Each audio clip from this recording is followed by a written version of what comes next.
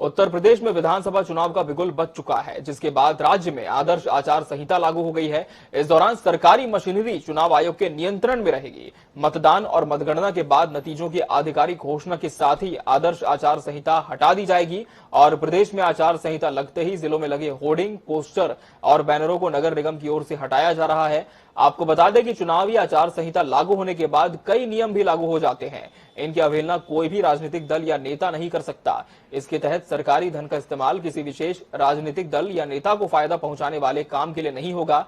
इसमें सरकारी विमान या सरकारी बंगले का इस्तेमाल भी चुनाव प्रचार के लिए नहीं किया जाता है।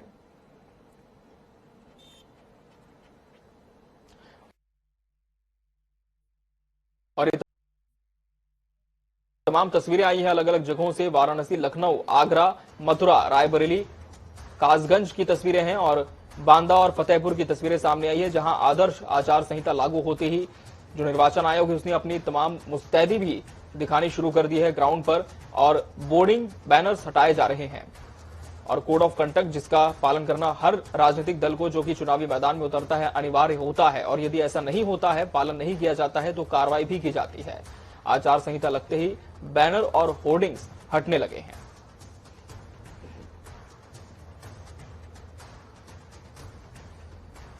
तो तमाम जगहों से तस्वीरें आई है जहां पर बैनर्स और होर्डिंग्स हटाए जा रहे हैं, जो कि चुनाव से संबंधित है, जिसमें वोट देने की जनता से अपील की जाती है, चुनावी प्रचार किया जाता है। ऐसे तमाम बैनर, फ्लैक्स को हटाया जा रहा है।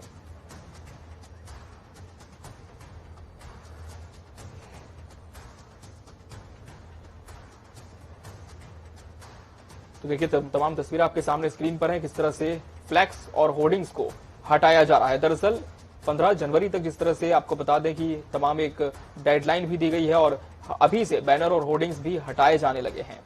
विधानसभा चुनाव का बिगुल बजते ही ये तमाम होर्डिंग्स हटाए जा रहे हैं। और सीधा रुक करेंगे हमारे सहयोगी अजीत काम्बोज हमारे साथ देहरादून से जुड़ चुके हैं।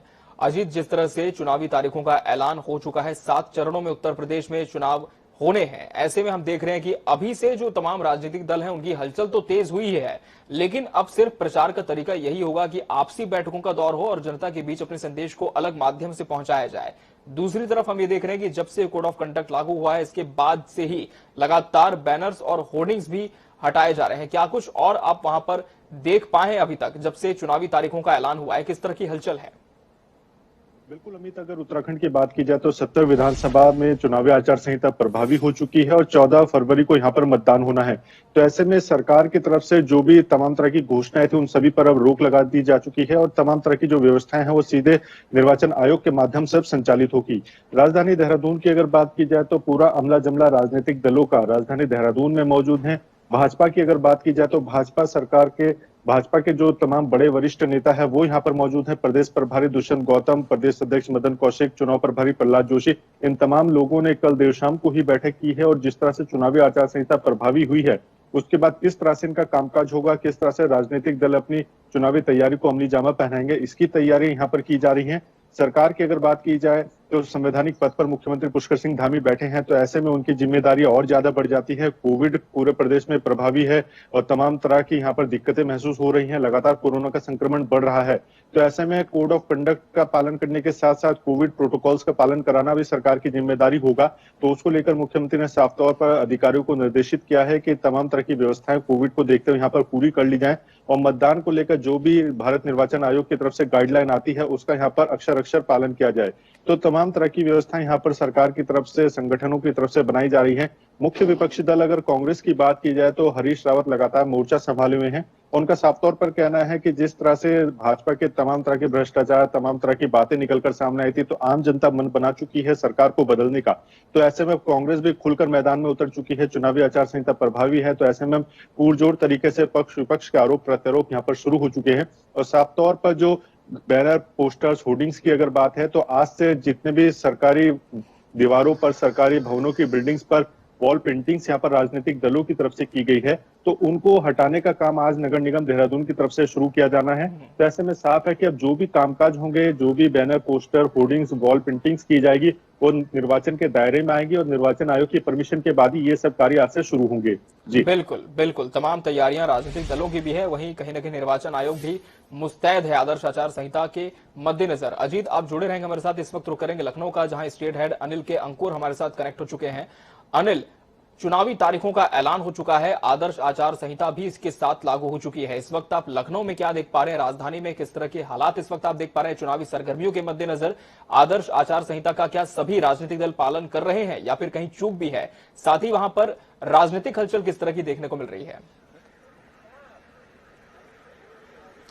देखिए, जहां तक होता है कि राजनीतिक हलचल लखनऊ में, वो लखनऊ की हलचल इसी बात से की जा सकती है कि चुनाव की घोषणा के ठीक बाद आज मायावती लंबे समय बाद एक प्रेस कॉन्फ्रेंस कर रही है, अपने आवास से प्रेस कॉन्फ्रेंस करने जा रही है, जिसमें अभी थोड़ी देर में उनकी प्रेस कॉन्फ्रेंस शुरू हो गई है थोड़ी पहले। और उस प्रेस कॉन्फ्रेंस में क्या क्या वो ऐलान कर रही है, वो देखने की बात होगी, क्योंकि चुनाव के ऐलान के बाद मायावती की प्रेस कॉन्फ्रेंस होना एक अहम है, क्योंकि पूरे ये चुनावी प्रक्रिया में पिछले 1.5-2 महीने से जब सारी राजनीतिक पार्टियां फील्ड पे थी, चप्पे बजा रही थी, तब तक मायावती अभी से खामोश थी, उनके कार्यक्रम बन रहे थे। उनकी जगह सतीश मिश्रा जो राष्ट्रीय महासचिव है वो जा रहे थे, वो रैलियां कर रहे थे, लेकिन मायावती ने अभी तक कोई रैली नहीं की थी। उन्होंने अभी हाल में बात घोषणा की थी कि वो अगले हफ्ते से रैलियों में जाना शुरू करेंगी, लेकिन चुनावी अधिसूचना जारी होने के बाद अब वो ऐसा नहीं कर पाएंगे। अब आज वो क्या घोषणा करती है देखने की बात होगी। लेकिन मैं बता दूं, मैं इसके बाद कांग्रेस कार्यालय गया, वहां कांग्रेस कार्यालय में चहलकदमी थी। भारतीय जनता पार्टी में भारतीय जनता पार्टी के कार्यालय में भी सुबह शुरू से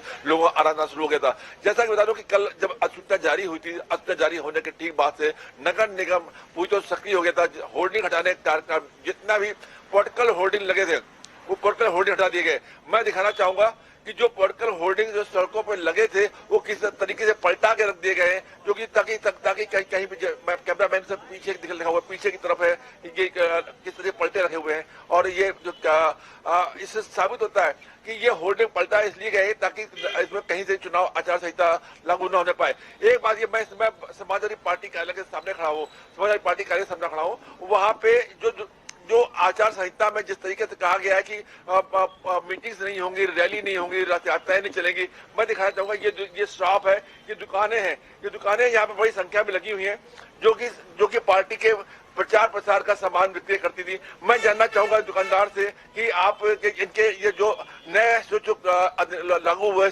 नियम लागू हुआ है चुनाव का, इससे क्या अंतर आएगा कि नहीं? आप लोग बिक्री करते हैं दुकानों का? सर क्या बोलना चाह रहे हैं? इन दुकानों में आप लोग बिक्री करते थे, तो इसमें क्या जो नया नियम आया है कि आप वर्चुअल रहेगा और वर्चुअल क्या अंतर पड़ेगा? सर अंतर ये पड़ेगा कि हमने जो तैयारी कर रखी थी, ये हमारे झंडे, बैनर, ये कुछ नहीं बिकेंगे सर। और अब वर्चुअली जो आप देख ही रहे हैं कि मोबाइल पे, इंटरनेट पे प्रचार होगा, तो कहीं ना कहीं लखनऊ में भी देखा जा रहा है कि आदर्श आचार संहिता पालन कर रही है तमाम राजनीतिक पार्टियां। आप दोनों का बहुत बहुत शुक्रिया हमसे जुड़ने के लिए। अजीत काम्बोज देहरादून से जुड़े थे, वहीं स्टेट हेड अनिल के अंकुर लखनऊ से तस्वीरें पहुंचा रहे थे। आपका बहुत बहुत शुक्रिया।